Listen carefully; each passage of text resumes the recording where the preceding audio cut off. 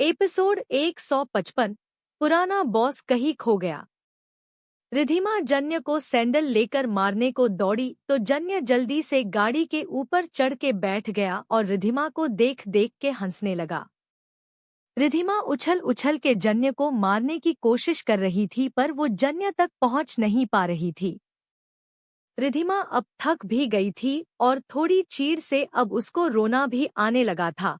बेचारी के साथ ऐसी घटना ही घटी थी, रोना तो आना ही था। अब भाई वो कोई लड़का तो थी नहीं जो लड़ाई दंगों में मार खाती रहती हो, जो उसको ऐसे बीच रोड पर मार खाने का एक्सपीरियंस हो।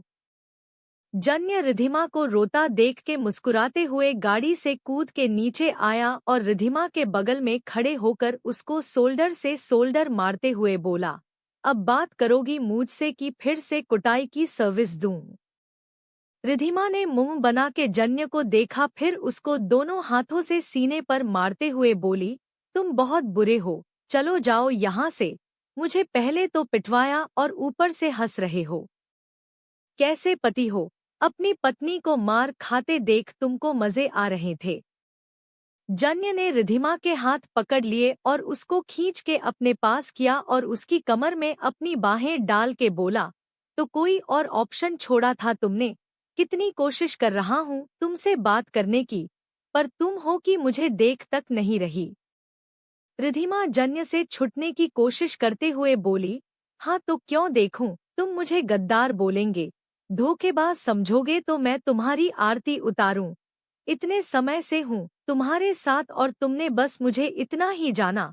अगर धोखा देना होता ना तो उस चीफ के साथ मिलके कब का तुम सबको चंदा मामा के लाइव दर्शन करवा चुकी होती, पर तुम ना मुझे ठीक से प्रपोज कर सकते हो ना ही मेरे ऊपर विश्वास कर सकते हो। अब तो मुझे ये शक होता है तुम मुझसे प्यार भी करते हो कि नहीं। रिधिमा बोलते हुए जन्य के हाथ पर मार रही थी जिससे जन्य उसको छोड़ दे, लेकिन जन्य ने रिधिमा को एक हाथ से और कस के पकड़ लिया और दूसरे हाथ से उसका सिर पीछे से पकड़ा और अपने पास लाके उसको किस करने लगा। रिधिमा की आंखें बड़ी हो गई। जन्य ने एक सॉफ्ट किस करके रिधिमा की नाक से नाक रफ की और बोला, सॉरी, मेरा इंटेंशन तुमको हर्ट करना नहीं था। कभी कभी हम मेंटली इतना स्ट्रेस में होते हैं कि क्या बोल रहे हैं उसका एहसास हमें बाद में होता है। मैंने जैसे तुमसे बात की, सच में मुझे बहुत बुरा फील हुआ। उस गलती की कब से माफी मांगने की कोशिश कर रहा हूँ, पर तुम मुझे मौका ही नहीं दे रही। रिधिमा ने बेचारों सा मुंह बना लिया। वो जन्य की एक किस और इतने प्यारे सॉरी से मान गई थी, अब मानती नहीं तो जाती भी कहाँ। जन्य ने फिर धाकड़ गर्ल्स को उसकी सुपारी दे दी तो वैसे भी वो इतनी ज्यादा देर तक किसी से गुस्सा नहीं रह सकती थी। रिधिमा सामने वाले को मार के अपना गुस्सा शांत करके फिर उससे बात करने वाले लोगों में से थी, पर यहाँ उसको ही मार पड़ चुकी थी तो थोड़ा और जल्दी मान गई। जन्य रिधिमा को देख के फिर उसके गाल में किस करते हुए बोला, सॉरी। रिधिमा ने और गंदा मुंह बना लिया और बोली, इट्स ओके, पर मार खिलाने की क्या जरूरत थी? जन्य मुस्कुरा दिया और बोला, अब तुम बात नहीं कर रही थी तो सोचा अगर मैं गुस्सा होता और तुमसे बात नहीं करता तो तुम क्या करती? रिधिमा तुरंत बोली, मैं तुमको कूट देती और जबरदस्ती तुमको बात करने पर मजबूर करती। जन्य हंस दिया और बोला, वही तो मैंने भी तुम्हारे स्टाइल में सोचा और कुटाई करवा दी तुम्हारी। अब मैं तुमको कुटता तो तुम कहीं भड़क के ये ना बोलने लगती मैं डोमेस्टिक वायलेंस कर रहा हूँ, इसलिए ये रास्ता निकाला। रिधिमा मुंह टेढ़ा करके बोली, बड़ा ही बेकार रास्ता निकाला। जन्य हंस दिया और रिधिमा के गाल खींचते हुए बोला, अब तुम मुझसे दोबारा कभी नाराज नहीं होगी, हुई तो डॉट। रिधिमा ने अपनी आंखें छोटी कर ली और फिर जन्य के सीने पर मारते हुए बोली, तो क्या हाँ तुम मुझे पिटवाओगे? जन्य ने अपना सिर ना में हिला दिया और रिधिमा को फिर किस करके बोला, नहीं, प्यार से मना लूंगा। रिधिमा शांत पड़ गई और जन्य को देखने लगी। जन्य उसको किस कर रहा है, जन्य की तबीयत तो ठीक है। सोचते हुए रिधिमा ने जन्य के माथे को छू के देखते हुए कहा, तुम्हारी तबीयत तो ठीक है। जन्य, हाँ, तुमको कोई शक? रिधिमा, शक तो बहुत बड़ा है। ऐसा लग रहा है ये मेरा पति नहीं है। जन्य, अच्छा, और ये तुमको क्यों लग रहा है? रिधिमा ने मुंह बना लिया और बोली, मेरे पति को रोमांस का रभी नहीं आता ना, इसलिए। जन्य ने रिधिमा की पीठ पर हाथ रख के रिधिमा को अपने आप से चिपका लिया। अब दोनों के बीच हवा जाने की भी जगह नहीं थी। रिधिमा फिर हैरानी से जन्य को देखने लगी तो जन्य रिधिमा के कान के पास धीरे से बोला, पर मेरी बीवी सुपर रोमांटिक है, अब उसको मनाना है तो उसकी विश के हिसाब से ही मानना पड़ेगा ना। रिधिमा जन्य को नजरें तिरछी करके देखने लगी। जन्य रिधिमा के गाल से गाल लगाते हुए उसके फेस के सामने अपना फेस ले जाते हुए बोला, अगर मैं कभी गुस्सा हो जाऊंगी तो तुम मुझे बाहों में जकड़ के किस करते हुए मनाना, मैं तभी मानूंगी। रिधिमा की आंखें और उल्लू जैसी फट गई। जन्य रिधिमा की नाक से नाक लड़ाते हुए फिर बोला, यही बोला था ना उस दिन तुमने नशे में। रिधिमा की सांस ऊपर नीचे हो गई और वो अपने मन में अपना माथा पीटते हुए बोली, ये भी मैंने इसको बता दिया था क्या? रिद्धू बेटा, जब संभलती नहीं तो पीती क्यों हो? और शराब पी और अपने सारे सीक्रेट बता दो इसे, फिर कभी नखरे करने का चांस नहीं मिलेगा तुझे। रिधिमा अजीब अजीब सा मुंह बना के अपने मन में खुद को डांट लगा रही थी कि जन्य उसके फेस पर फूंक मारते हुए बोला, तुम्हारा ड्रिंक पीना वैसे मेरे लिए बहुत फायदेमंद रहा, मुझे और बहुत से सीक्रेट पता है अपनी पत्नी के बारे में। रिधिमा को अपने दिल में अजीब सी बेचैनी हुई तो उसने अपनी आंखें बंद कर ली। जन्य मुस्कुरा दिया और झटके से रिधिमा को घुमा के उसको पीछे से टाइट हग कर लिया और उसकी नेक पर किस करते हुए बोला, मेरी पत्नी को रोड पर डांस करना बड़ा पसंद है, क्या तुम आज मेरे साथ डांस करोगी? रिधिमा ने अपनी कुर्ती कस के पकड़ ली लेकिन उसके फेस पर मुस्कान भी आ गई थी। उसने धीरे से अपना सिर हिला दिया। जन्य ने अपना फोन निकाला और उसमें म्यूजिक प्ले करके गाड़ी के ऊपर रख दिया और रिधिमा के साथ वही कपल डांस करने लगा। रिधिमा प्यार से जन्य को देख रही थी, उसको जन्य की आंखों में भी अपने लिए प्यार नजर आ रहा था। दोनों एक दूसरे की आंखों में खो से गए थे कि दोनों के प्यार को देख के मौसम भी मेहरबान हो गया और अपना प्यार दोनों पर बरसाने लगा। बारिश शुरू हुई तो रिधिमा तुरंत जन्य को रोकते हुए बोली, अब बस चलो, बारिश में भीग गए तो बीमार पड़ जाएंगे। लेकिन जन्य नहीं रुका और रिधिमा को अपने और करीब लाते हुए बोला, मेरी बीवी डॉक्टर है, बीमार पड़ने पर मुझे ठीक कर देगी। रिधिमा फिर जन्य को देखने लगी जैसे वो चाहती थी आज जन्य सच में वैसा रोमांटिक हो रहा था। रिधिमा को बड़ा प्यार आ रहा था जन्य पर। रिधिमा तुरंत जन्य के गले से लग गई और बोली, हाय, आज तो मेरी सारी तमन्ना पूरी हो गई। जन्य भी मुस्कुरा दिया और रिधिमा को वैसे ही हग किए हुए गोल गोल घूमने लगा। रिधिमा ने भी अपने हाथ फैला लिए और सिर ऊपर करके अपने प्यार के साथ बारिश के इस प्यार भरे मौसम को फील करने लगी। वहीं दूसरी तरफ अधिप दिल में गुस्सा और दर्द लिए छत पर बैठा बारिश में भीगते हुए ड्रिंक कर रहा था। उस समय आइसक्रीम पार्लर में अदा उससे जो बोल के गई वो उसके दिल पर लगा और अधिप भी फिर अदा से कुछ नहीं बोला और गुस्से में सीधा घर आ गया। रह के अधिप के कानों में अदा की बातें गूंज रही थी जो उसके दिल में किसी कांटे जैसे चुभ रही थी। क्या अदा को इस बात से इतनी शर्म आ रही है कि वो उसका हस्बैंड है? अदा क्या 4 लोगों के सामने ये बोलने में शर्म महसूस करती है? जब अदा ठीक से बड़ी नहीं हुई तब उसको शर्म महसूस हो रही है, तो जब अदा बिल्कुल सही हो जाएगी तो उसको पक्का छोड़ के चली जाएगी। उसके प्यार की कोई वैल्यू नहीं है, वो कैसे रहेगा अदा के बिना? और ये जानने के बाद कि अदा ही उसकी छोटी सी दोस्त अदा है जिससे दोस्ती के बस उसने सपने देखे थे, अब वो सपना पूरा हुआ तो लेकिन उसकी दोस्त तो उसको कुछ मानती ही नहीं। अधिप बैठा अदा की कई बातें भुलाने की कोशिश कर रहा था कि तनय वहां आया और उसके ऊपर छाता लगाते हुए बोला, हो क्या तेरा देवदास बनना। अधिप ने एक नज़र तनय को देखा, फिर ड्रिंक की सिप लेते हुए सामने देख के बोला, चला जा यहाँ से, अभी मेरा बात करने का मूड नहीं है। तनय बोला, तो क्या यहाँ सब तेरे मूड के हिसाब से होगा। अधिप बोला, तनय प्लीज, मैं थोड़ी देर अकेले रहना चाहता हूँ। तनय, मुझे पता था तू ऐसा ही बोलेगा, इसलिए 1 घंटे बाद आया हूँ। अब और कितना समय तुझे अकेले रहना है। अधिप थोड़े दर्द भरे लहजे में बोला, मुझे तो लाइफ टाइम अकेले ही रहना है, 1 या 2 घंटे क्या है उसके आगे। तनय, अब तू ज्यादा नहीं सोच रहा है। अधिप, ज्यादा तो पहले सोचा था, अब तो हकीकत से रूबरू हुआ हूँ। तनय, तू ऐसे बिहेव कर रहा है, गिलहरी पर क्या असर पड़ेगा सोचा है।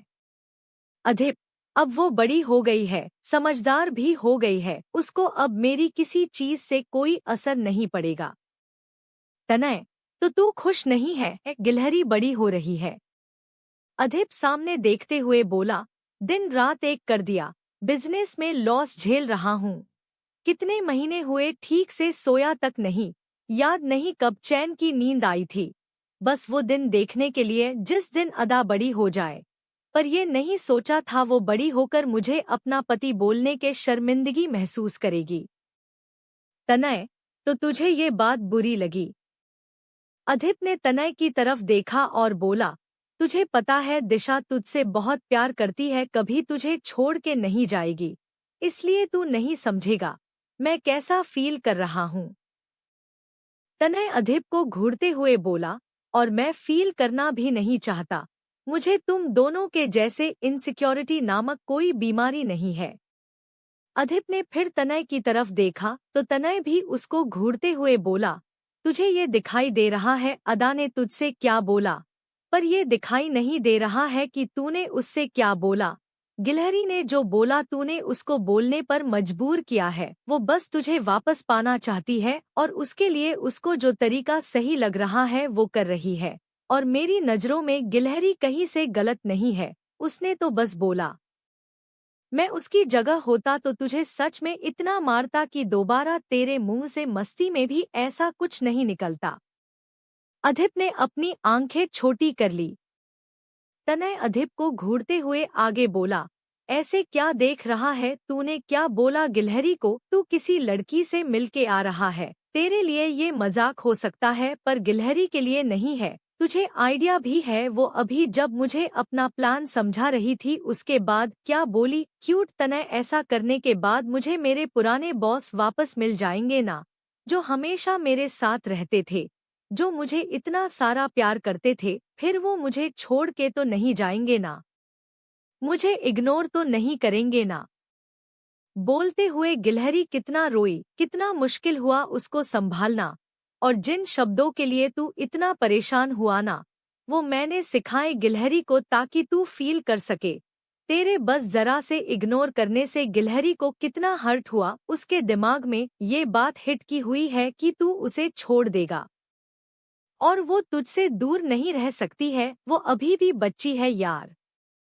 गलती बस तेरी नहीं है, हम सब की भी है, तूने उसे इग्नोर किया तो हम सब बिना तुझे समझे गिलहरी जो सोच रही थी उसी बात में बढ़ावा देने लगे।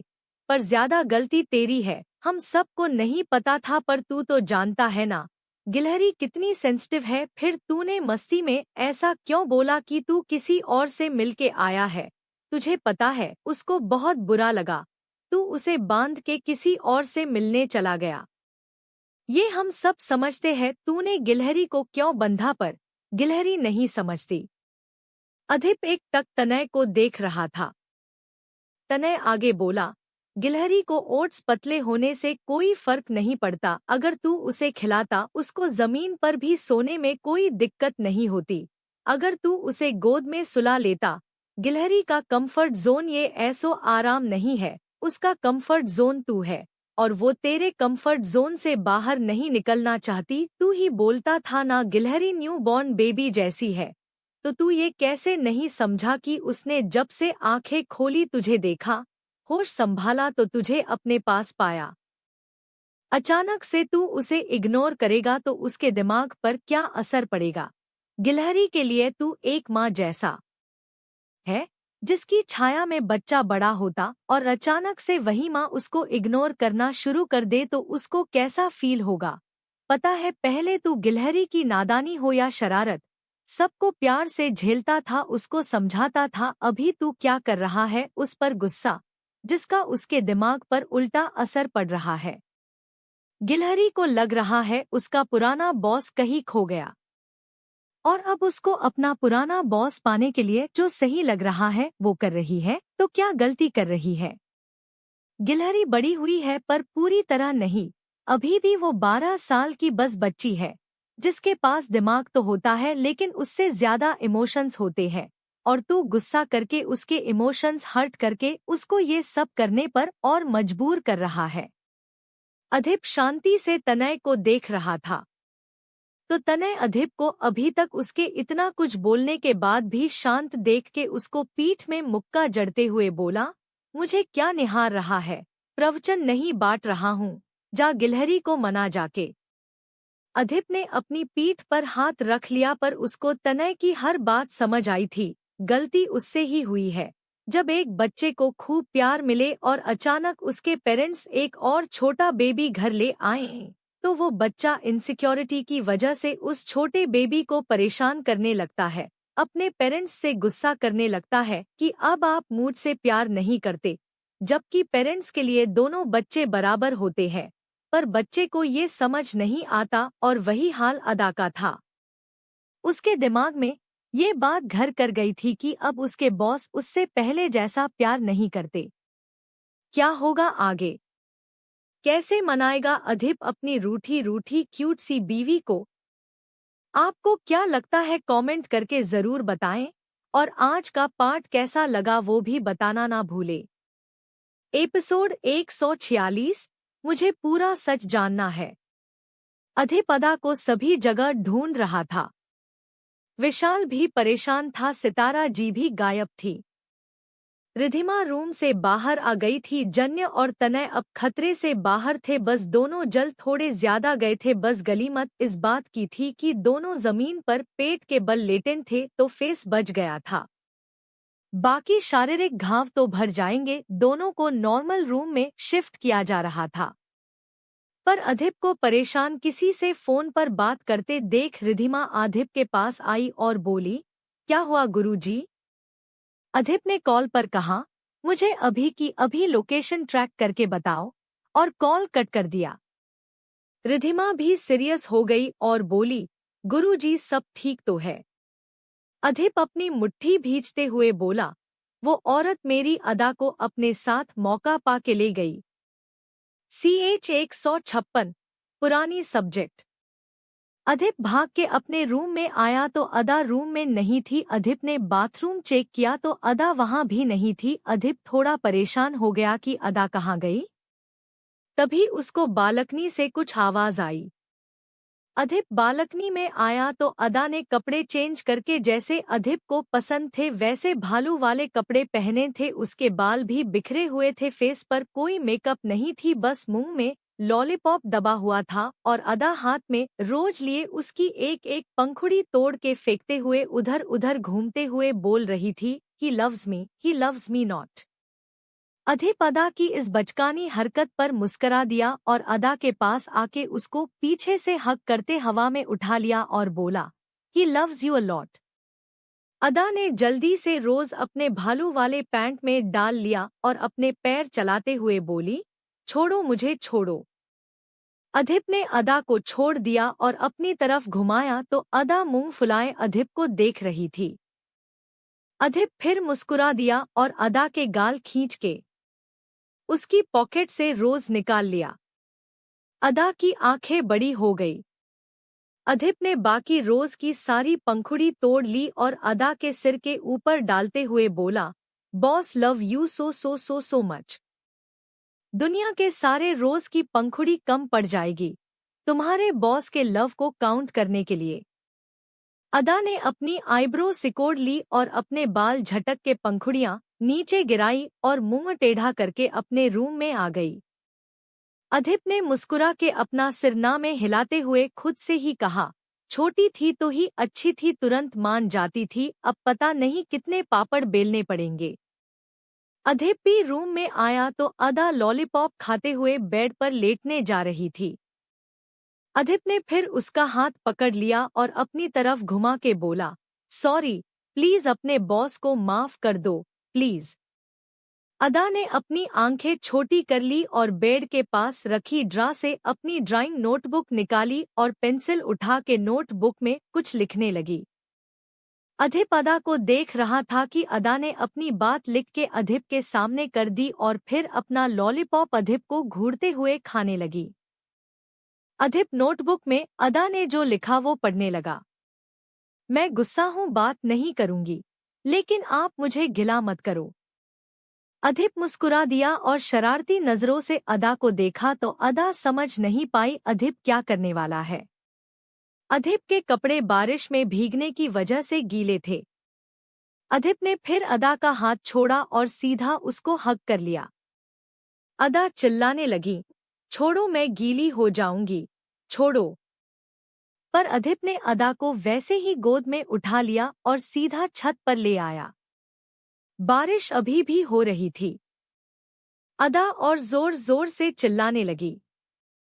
अधिप ने अदा को छत की रेलिंग पर बैठाया और बोला, गुस्सा शांत हुआ, अब बात करोगी मुझसे कि नहीं? अदा ने अपना सिर ना हिला दिया।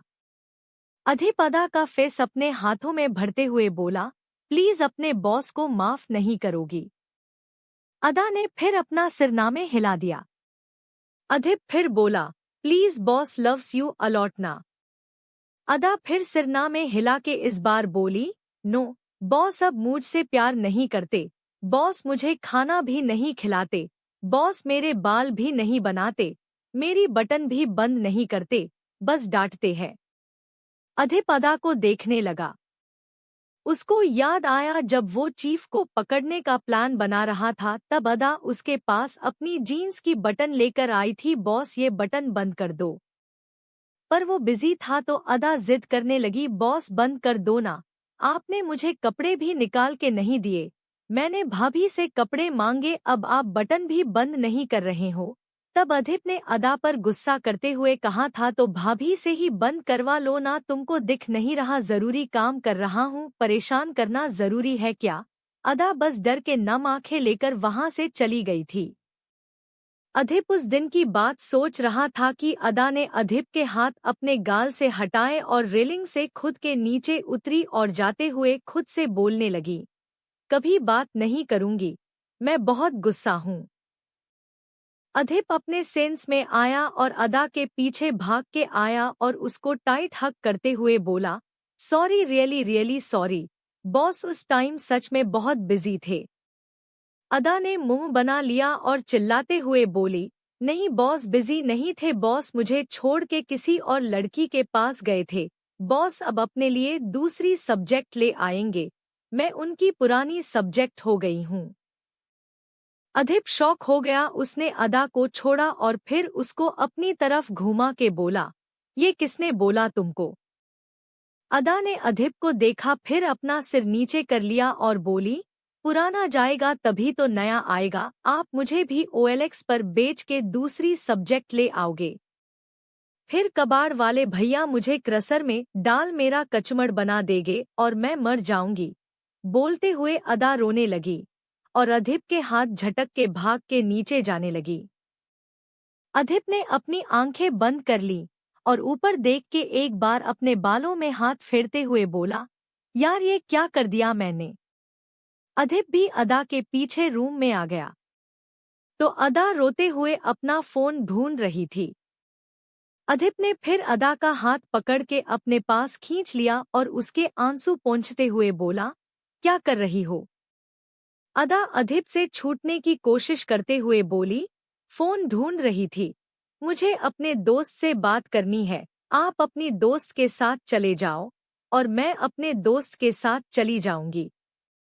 अधिप ने अपनी आंखें एक सेकंड को गुस्से में भींच ली, फिर अपने दिल को समझाया कि अदा ये सब बस उसको एहसास दिलाने के लिए कर रही है, बाकी वो उसको छोड़ के कहीं नहीं जाएगी। सोच के अधिप ने अपनी आंखें खोली और अदा को प्यार से देखते हुए बोला, मैं किसी के पास नहीं गया था, बस मस्ती में बोल दिया। तुमको छोड़ के कहाँ जाऊंगा, तुम वन एंड ओनली मेरी बेस्ट फ्रेंड हो। हम इतने पक्के दोस्त हैं कि हमारा दिल धड़कने सब एक है, हमारा दिल एक ही तरह से धड़कता है। अदा ध्यान से अधिप की बात सुन रही थी। अदा फिर कुछ सोचते हुए बीच में ही बोली, मैं आपकी दोस्त नहीं हूँ। अधिप मुस्कुरा दिया और बोला, सही कहा, तुम तो मेरी बीवी नंबर 1 हो। अदा ने फिर मुंह टेढ़ा कर लिया। अधिप मुस्कुरा दिया और अदा जो सूट पहने थी उसकी शर्ट की बटन ओपन करते हुए बोला, और ये मेरी बीबी नंबर 1 बीमार पड़ जाए इसलिए जल्दी से चेंज कर ले। अधिप को बटन खोलते देख अदा ने अपनी आंखें बड़ी कर ली और तुरंत अधिप के हाथ पकड़ के बोली, ये क्या कर रहे हैं, छोड़िए मुझे। अधिप अदा के गीले बाल बिगाड़ते हुए बोला, तुम बटन ओपन नहीं कर पाओगी। अदा अपनी शर्ट पकड़ के पीछे होते हुए बोली, नहीं मैं कर लूंगी। अधिप ने अपनी आईब्रो सिकोड़ ली और बोला, देखो तुमको ठंडा लग जाएगा, मुझे बटन ओपन करने दो।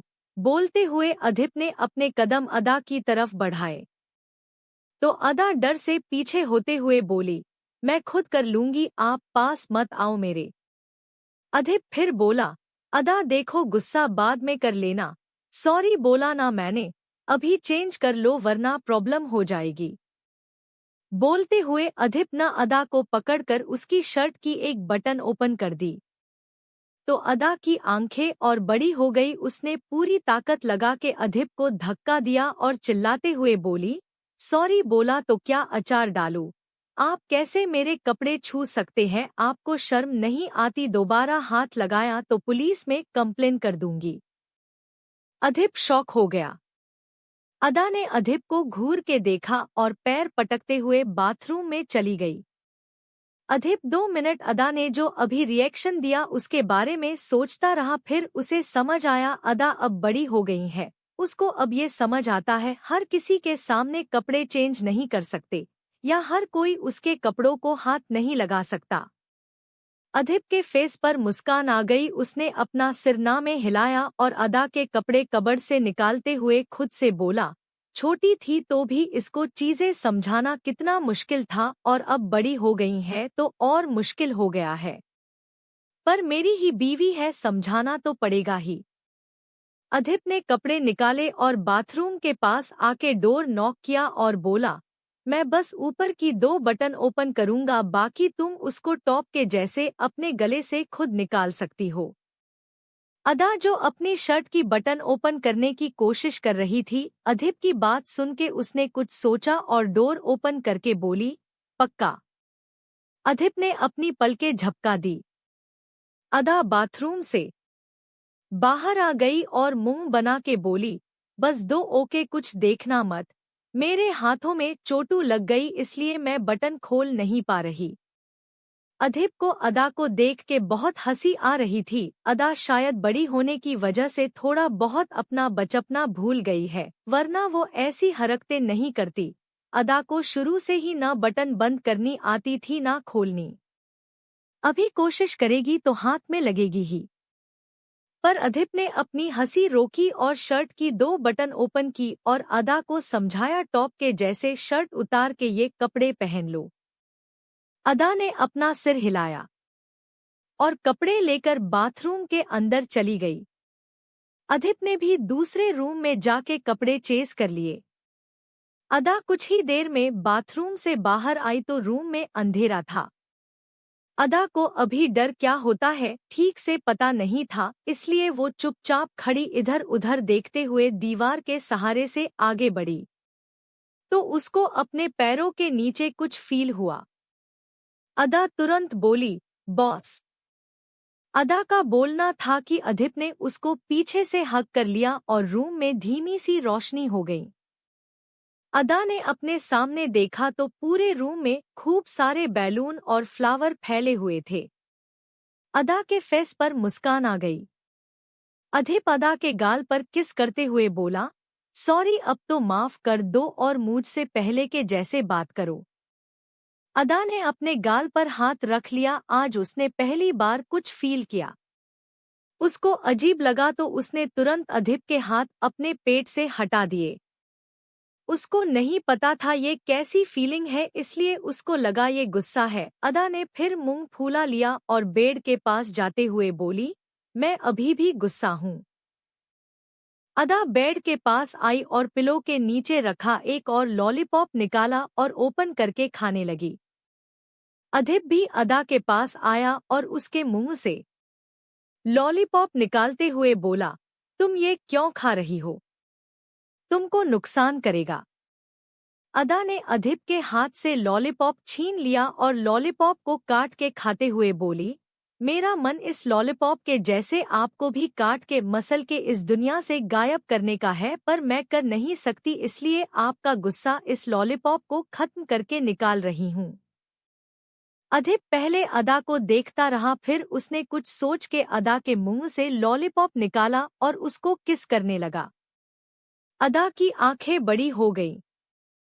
अधिप की नजरों में वो अदा को सॉरी बोल रहा था, क्योंकि वो पहले भी अदा को थैंक यू और सॉरी ऐसे ही बोलता था। लेकिन अब अदा बड़ी हो गई थी, उसकी फीलिंग और इमोशंस भी बदल चुके थे। आज वो अधिप की हर किस को फील कर पा रही थी और उसको एक नई फीलिंग का एहसास हो रहा था, पर उसको इस फीलिंग के बारे में कुछ नहीं पता था। ना उसको अच्छा लग रहा था ना बुरा, बस पेट में अजीब सा कुछ हो रहा है। एपिसोड 157 पाबंदी। अदा अपना पेट पकड़ के बैठ गई तो अधिप परेशान होते हुए बोला, क्या हुआ तुमको? तो अदा बच्चों सा मुंह बनाए बोली, पेटू में दर्द हो रहा है। अधिप अदा के पास आया और उसका पेट छूने के लिए अपना हाथ आगे बढ़ाने लगा तो अदा कुछ पीछे को होने लगी। अधिप ने गहरी सांस ली और अदा से बोला, मैं छू के नहीं देखूंगा तो तुमको कैसे दवा दूंगा जिससे तुम्हारा पेट दर्द ठीक हो जाए। अदा ने 2 मिनट सोचा, फिर अधिप के पास आके बोली, ठीक है, छू लो। अधिप ने अदा के पेट में हाथ रखा और बोला, कहाँ दर्द हो रहा है? अदा का अब दर्द बोले या फिर ये बोले कि जो उसने फीलिंग्स महसूस की वो तो चली गई थी, इसलिए अब उसको कोई दर्द नहीं हो रहा था। तो अदा को लगा अधिप के हाथ लगाने से दर्द चला गया। तो अदा खुश हो गई और बोली, अरे वाह, आप तो बड़े अच्छे जादूगर वाले डॉक्टर हो, आपके छूते ही पेटू ठीक हो गया। अधिप मुस्कुरा दिया और बोला, अच्छा, पर ये तो बताओ कैसा दर्द हो रहा था, बहुत तेज या ऐसे ही? क्या तुमको भूख लगी है? अदा सोचने लगी, उसको कैसा दर्द हो रहा था। अब उसके पास इस दर्द को एक्सप्लेन करने के लिए शब्द नहीं थे, इसलिए बोली, मुझे नहीं पता, भूख तो नहीं लगी है, आपसे गुस्सा हूँ, सोच के खूब सारा खाना खाया था। गुस्सा होने पर बहुत सारा खाना खाते हैं ना, लेकिन कुछ और खाने को दे दोगे तो खा लूंगी। अधिप मुस्करा दिया और बोला, अच्छा, आज बताओ क्या खाओगी? आज जो तुम बोलो मैं तुमको वो खिलाऊंगा। अदा की आंखों में चमक आ गई, वो जो चाहे खा सकती है।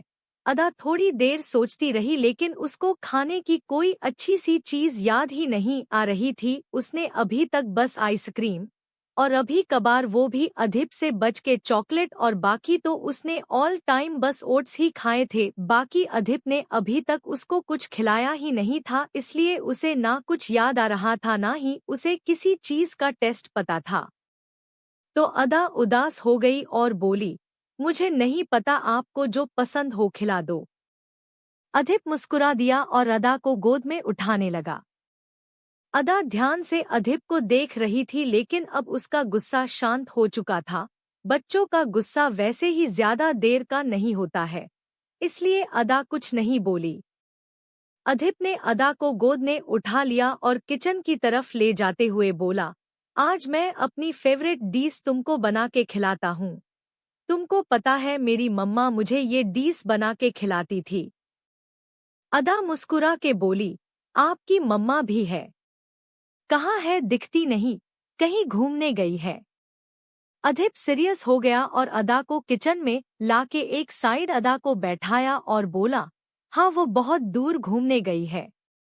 अदा, कब वापस आएगी? अधिप ने गहरी सांस ली और बोला, जहाँ वो गई है वहाँ से वो कभी वापस नहीं आ सकती, पर वो मुझे देख सकती है और हमेशा मुझे अपना प्यार देती है। अदा अधिप की बात सुन के कुछ सोचते हुए बोली, और मेरी मम्मा कहाँ गई?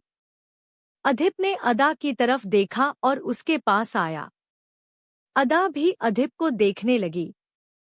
अधिप अदा के बिल्कुल पास आया और बोला, जैसे मेरे पापा ही तुम्हारे पापा है वैसे मेरी मम्मा ही तुम्हारी मम्मा है।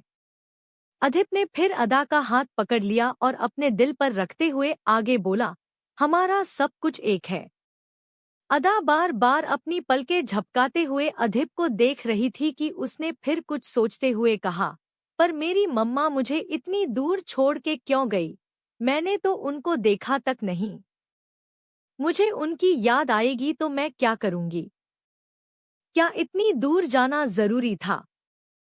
अधिप ने गहरी सांस ली और बोला, मैं हूं ना तुम्हारे पास, मैं हमेशा तुम्हारे साथ रहूंगा। बोल के अधिप ने फिर अदा के माथे पर करके कहा, और जब मैं ही तुम्हारा हूं तो बाकी सब तो अपने आप ही तुम्हारा है। तो बताओ क्या चाहिए मुझसे? अधिप ने ऐसा मम्मा वाली बात को घुमाने के लिए कहा था, लेकिन अधिप के किस करने से अदा के पेट में फिर तितली उठी। तो अदा ने पेट में हाथ रख लिया और अधिप को दूर करते हुए बोली, मेरे पेट में फिर दर्द हुआ, जल्दी खाने को दो ना। अधिप थोड़ा मुस्कुरा दिया और बोला, देता हूँ। अधिप फिर खाना बनाने लगा। अधिप को लग रहा था शायद अदा बड़ी हो चुकी है जिससे उसकी भूख खुल रही है, अब उसका ओट्स से भला नहीं होगा, उसको अभी हैवी फूड की जरूरत है, इसलिए शायद उसके पेट में भूख की वजह से दर्द हो रहा है। लेकिन अधिप कहाँ जानता था इतने समय से उसने जिस पल का इंतजार किया है कि उसकी छोटी बीवी ज्यादा कुछ नहीं, बस उसके इमोशंस फील कर सके।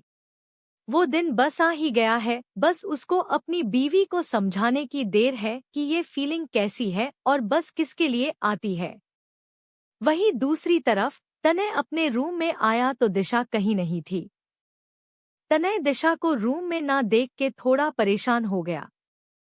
तनय ने पहले बाथरूम में चेक किया तो दिशा वहां भी नहीं थी। दिशा का फोन भी बेड पर रखा था। इतनी रात हो गई, सब सो चुके होंगे, तो ये लड़की कहाँ गई? तनय ये सोच के परेशान हो रहा था। तनय फिर रूम से बाहर जाने लगा कि उसको पर्दा कुछ हिलता सा महसूस हुआ। तनय ने तुरंत पलट के देखा और पर्दे के पास आके पर्दा हटाया तो दिशा वहां छुप के खड़ी थी। तनय दिशा को देख के गुस्सा करते हुए बोला, ये कौन सा समय है हाइड एंड सीक खेलने का? मैं कितना परेशान हो गया था पता भी है। लेकिन तनय बोल रहा था और दिशा आंखों में आंसू लिए उसको देख रही थी तो तनय शांत हो गया और अपनी व्हील चेयर से उठने लगा। तो दिशा उसको रोकते हुए बोली, ये क्या कर रहे हो? तनय ने दिशा को घूर के देखा और दीवार का सहारा लेकर खड़ा होते हुए बोला, आंखें खराब हो गई है क्या? दिख नहीं रहा खड़ा हो रहा हूँ। दिशा, दिख रहा है पर क्यों खड़े हो रहे हो? तनय, तुमको पीटने के लिए। दिशा ने अपना सिर नीचे करके हिला दिया और धीरे से बोली, इसकी ही कमी थी बस, और पर्दे से बाहर जाने लगी। तो तनय ने उसका हाथ पकड़ के फिर पर्दे के पीछे कर लिया और उसके गले में बाहें डालते हुए बोला, हाँ अब बोलो, अब कौन सी समस्या है तुमको जो ये बचकानी हरकतों पर उतर आई हो?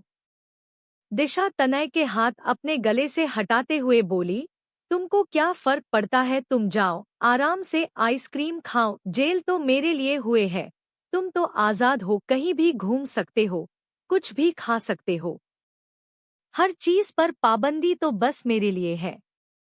तनय, तो तुमको ये प्रॉब्लम है? मैं बाहर गया और आइसक्रीम खा के आ गया। दिशा ने मुंह फूला के दूसरी तरफ कर लिया। तो तनय उसका फेस पकड़ के अपने सामने करते हुए बोला, सॉरी पर मैं तुमको वैसे भी नहीं लेकर जाता। दिशा की आंखों में फिर आंसू भर आए। तनय उसकी आंखों में किस करते हुए बोला, प्लीज रोने का नाटक मत करो, मुझे अच्छे से पता है तुमको आइसक्रीम से एलर्जी हो जाती है, इसलिए तुम आइसक्रीम बहुत ही कम खाती हो। दिशा मुंह बना के बोली, हाँ तो बाहर तो घूम आती, पर तुमसे मेरी आजादी देखी कहाँ जाती है। तनय मुस्कुरा दिया और बोला, हाँ नहीं देखी जाती।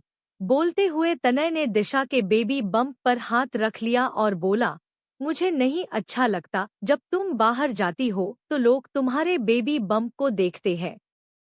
दिशा तनय को देखने लगी। दिशा को दूसरा महीना पूरा होने पर आ गया था और साथ में उसका बेबी बम्प भी समझ आने लगा था। दिशा थोड़ा उदास हो गई और बोली, हाँ तो वो तो दिखेगा ही, मेरा थोड़ा ज्यादा जल्दी दिखने लगा, तो क्या घर में पैक हो जाऊं?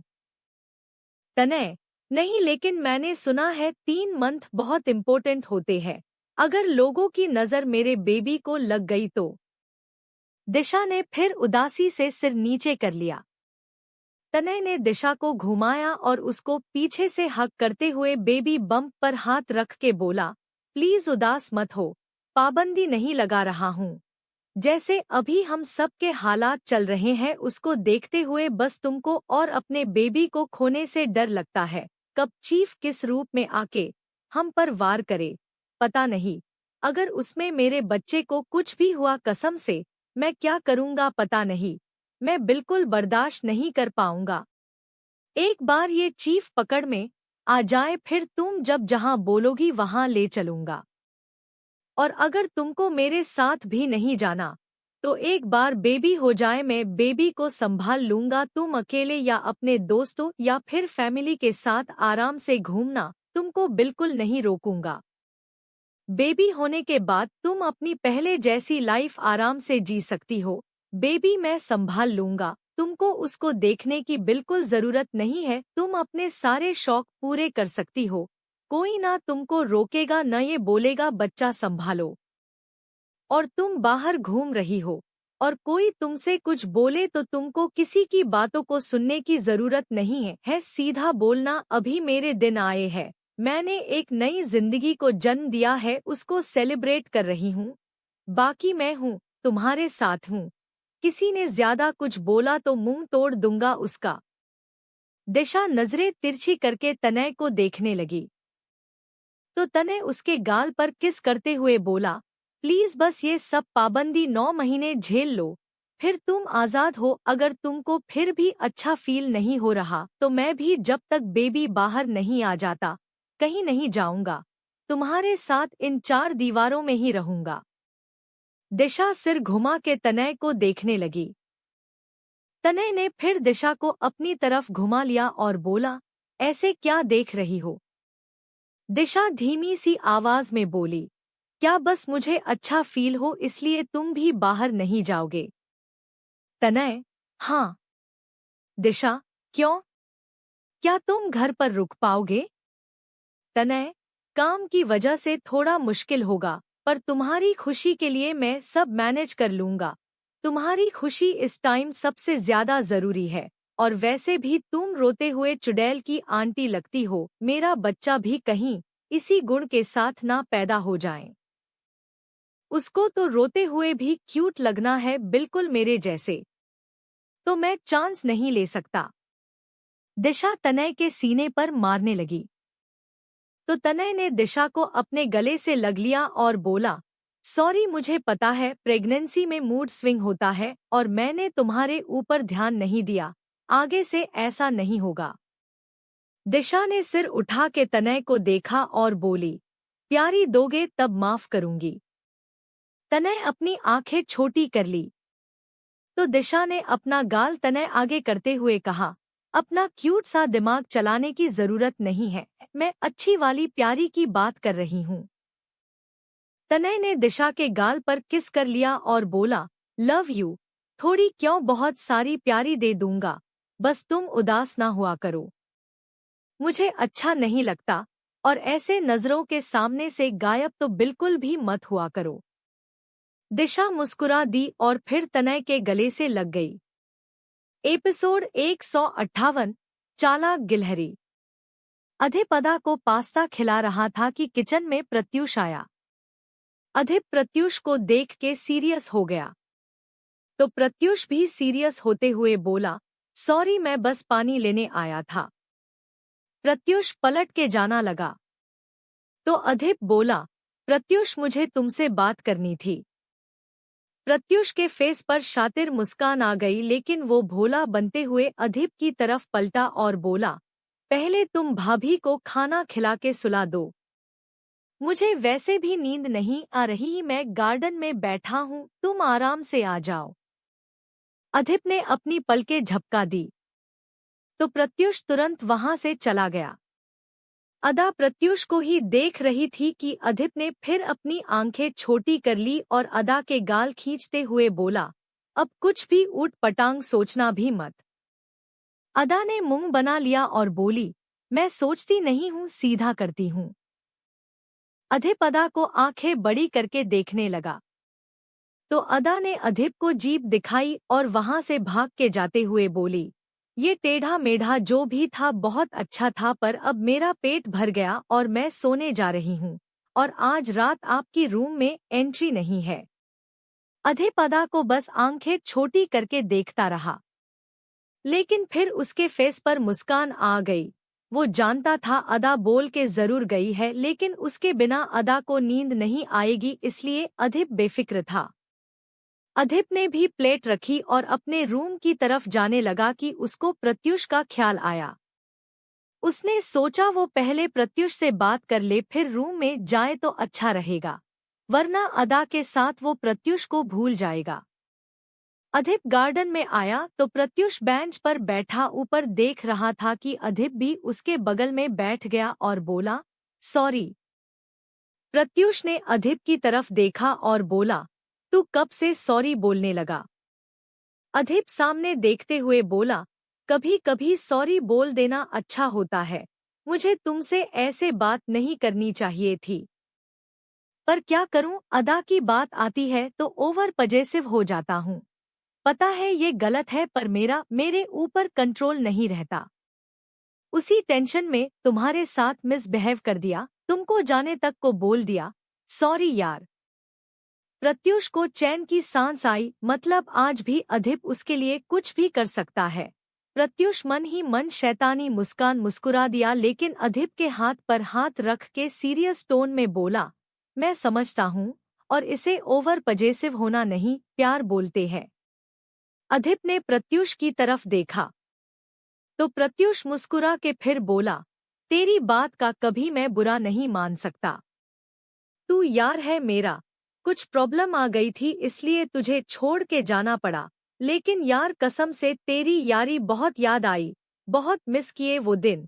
बोल के प्रत्यूष अधिप के गले लग गया और डेविल स्माइल के साथ बोला, तू मिल गया मुझे, समझो जन्नत मिल गई। मुझे तो लगा था तू इतना गुस्सा है कि बात ही नहीं करेगा। अधिप ने भी प्रत्यूष को हग कर लिया और बोला, गुस्सा तो मैं हूँ, तेरी हिम्मत कैसे हुई बिना बताए जाने की, तुझे कितना ढूंढना पर तू हवा के जैसे गायब हो गया। गुस्सा तो इतना आया कि तू बस एक बार मिल जाए, तुझे जमीन में गाड़ दूं। प्रत्यूष हंसते हुए अधिप से दूर हुआ और बोला, तेरे सामने हूँ, और ऊपर से अभी हम लोग गार्डन में है, मिट्टी ही मिट्टी है, गाड़ दे। अधिप ने आंखें छोटी करके प्रत्यूष को देखा और उसके सिर के पीछे मारते हुए बोला, तू ज्यादा मत बोल समझा। प्रत्यूष अपना सिर सहराने लगा और फिर मुस्कुरा के बोला, पर मैं भी गुस्सा हूँ, बता तेरे साथ क्या करूँ? अधिप, तुझे गुस्सा होने का हक नहीं, समझा?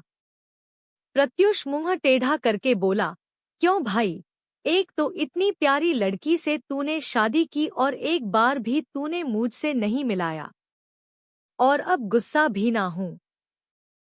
अधिप ने नजरें तिरछी करके प्रत्यूष को देखा, तो प्रत्यूष फिर अपने हाथ खड़े करते हुए बोला, भाई पता है तू ओवर पजेसिव है, पर मेरा कोई गलत इंटेंशन नहीं है। तू पहले से जानता है स्नेहा के धोखा देने के बाद मैं ये प्यार शादी पर विश्वास नहीं रखता। अधिप मुस्कुरा दिया और बोला, तो सफाई क्या दे रहा है? प्रत्युष, भाई तू ऐसी कोल्ड नजरों से मुझे घायल करेगा तो सफाई तो देनी पड़ेगी। अधिप मुस्कुरा दिया। प्रत्युष फिर बोला, बोलो कब मिलवा रहे हो भाभी से? अधिप, मिलवा दूंगा, तू तो अभी यही रहने वाला है ना? प्रत्युष, हाँ सो तो है, लेकिन मेरा एक सवाल है। अधिप, क्या? प्रत्युष, मैं जब घर आया तो भाभी ऐसा क्यों बोली कि मैं उनका फ्रेंड हूँ, जबकि मैं तो पहली बार उनसे मिला। अधिप फिर मुस्कुरा दिया और बोला, मेरी बीबी थोड़ी झल्ली है ना, इसलिए। प्रत्युष, भाई सबकी बंदी झल्ली ही होती है। अधिप, सबकी बस बोलने के लिए होती है, पर मेरी वाली अपर लेवल पर सचमुच वाली झल्ली है। प्रत्युष, ये क्या बोल रहा है? भाभी को पता चला तूने उनको पागल बोला तो कूट देगी तुमको। अधिप हंस दिया और बोला, हाँ अब वो ऐसा कर सकती है, थोड़ा झल्लीपन उसका कम जो हो गया है। प्रत्युष, मैं समझा नहीं, भाभी तो एकदम नॉर्मल लगती है। अधिप गहरी सांस भरते हुए मुस्कुरा के बोला, अदा की मेंटल कंडीशन ठीक नहीं थी, लेकिन अब वो ठीक है और कुछ ही महीनों में एकदम नॉर्मल हो जाएगी। प्रत्युष तुरंत बोला, क्या बोल रहा है? मैं कुछ समझा नहीं। भाभी तो एकदम ठीक लगी मुझे, और लड़कियां थोड़ी बहुत तो नटखट होती है। अधिप, हाँ वो अभी ठीक हो गई है, ज्यादा बड़ी नहीं है ना, इसलिए तुमको समझ नहीं आया होगा। बस एक और डोज, फिर वो जिस एज की है उस एज की हो जाएगी। एकदम नॉर्मल। बोलते हुए अधिप के फेस पर अलग ही खुशी थी। लेकिन प्रत्युष की आंखें कुछ कोल्ड हो गई थी। प्रत्युष फिर सवाल करते हुए बोला, डोज डॉट? कैसा डोज? अधिप, वो डॉट। अधिप आगे बोलता कि उससे पहले उसके सिर पर पिलो आके लगी। अधिप चौंक गया और उसने पीछे पलट के देखा तो अदा क्यूट सा मुंह बना के खड़ी अधिप को हाथ में दूसरी पिलो लिए घूर रही थी। अधिप उठ के अदा के पास आया तो अदा उसको पिलो से मारने लगी। अधिप अदा के हाथ पकड़ते हुए बोला, अरे अब क्या हुआ तुमको? अदा कुछ नहीं बोली, लेकिन अपनी पॉकेट से एक पेपर निकाल के अधिप के सामने कर दिया। अधिप ने पेपर में लिखी बात पढ़ी, मुझे नींद आ रही और आप अपने दोस्त के साथ गप्पे लड़ा रहे हो, शर्म नहीं आती? अधिप मुस्कुरा दिया और बोला, तो तुम मुझे प्यार से भी बोल सकती हो ना कि चलो मुझे सुला दो। अदा ने फिर एक पेपर अधिप के सामने कर दिया जिसमें लिखा था, मैं अभी भी गुस्सा हूं ना, इसलिए बात नहीं कर रही। अधिप के फेस की मुस्कान और बढ़ गई। उसने अदा को गोद में उठा लिया और अंदर ले जाते हुए बोला, अच्छा तो मेरी छोटू सी बीवी गुस्सा है, तो अब मेरी छोटू सी बीवी कैसे मानेगी ये बताएं। अदा ने अपना मुंह टेढ़ा कर लिया और फिर एक पेपर अधिप के आगे किया। अधिप बोला, मैंने तुमको पकड़ा है, कैसे पेपर पकड़ के पढ़ूंगा?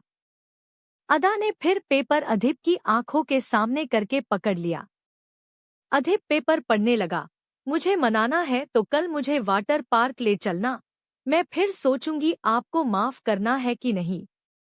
अधिप हंस दिया और अदा का सिर अपने पास लाके उसकी नाक रफ करते हुए बोला, चालाक गिलहरी।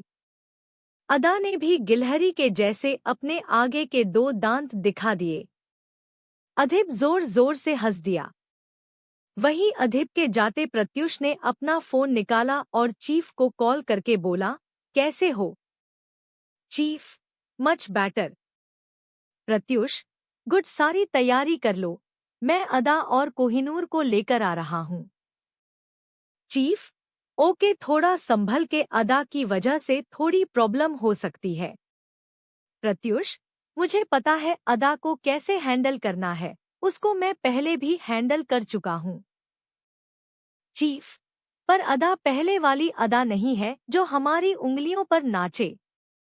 अभी वो बहुत से लोगों के कांटेक्ट में आ चुकी है तो वो अपना खुद का दिमाग भी लगा सकती है, तो थोड़ा ध्यान देना, बाकी तो मैं अदा को फिर से पहले जैसा बना दूंगा। प्रत्युष, ओके, मैं ध्यान रखूंगा और तुम टीम रेडी रखना। अभी तक मैं जन्य की सिक्योरिटी टीम को ढूंढ नहीं पाया हूँ।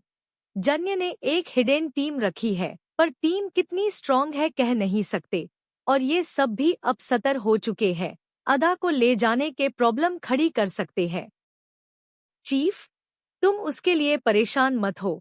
जन्य कितनी भी स्ट्रांग सिक्योरिटी की टीम बना ले, लेकिन मेरी टीम के आगे कुछ भी नहीं है। प्रत्युष, ठीक है, कल मिलते हैं।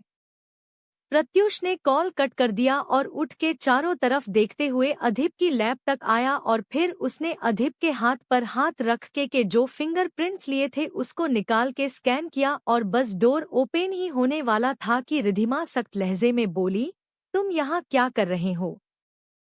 प्रत्युष एकदम से घबरा गया और रिधिमा की तरफ देखा और उसको पकड़ के जमीन पर गिर पड़ा।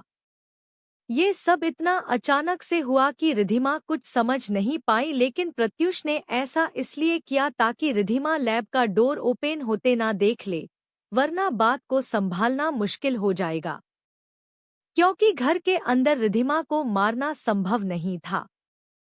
लेकिन रिधिमा गुस्से में आ चुकी थी। उसने तुरंत प्रत्युष को अपने ऊपर से धक्का देकर बगल में गिराया और वैसे ही लेटे हुए खींच के तमाचा जड़ दिया। प्रत्युष ने अपनी मुट्ठी कस ली।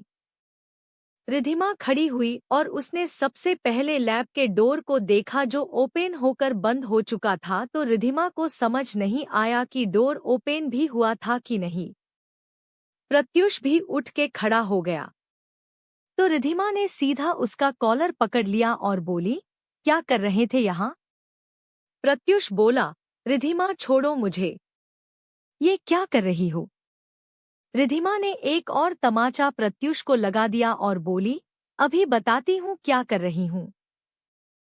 रिधिमा ने इतना बोल के तुरंत दीवार पर लगी एक बटन दबा दी, जिससे पूरे घर की लाइट्स ऑन हो गई।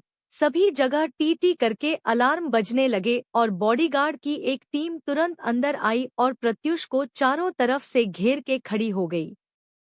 प्रत्युष शॉक हो गया। तब तक बाकी सब भी भागते हुए वहां आ गए थे। जन्य भी रिधिमा के पास आया और बोला, क्या हुआ?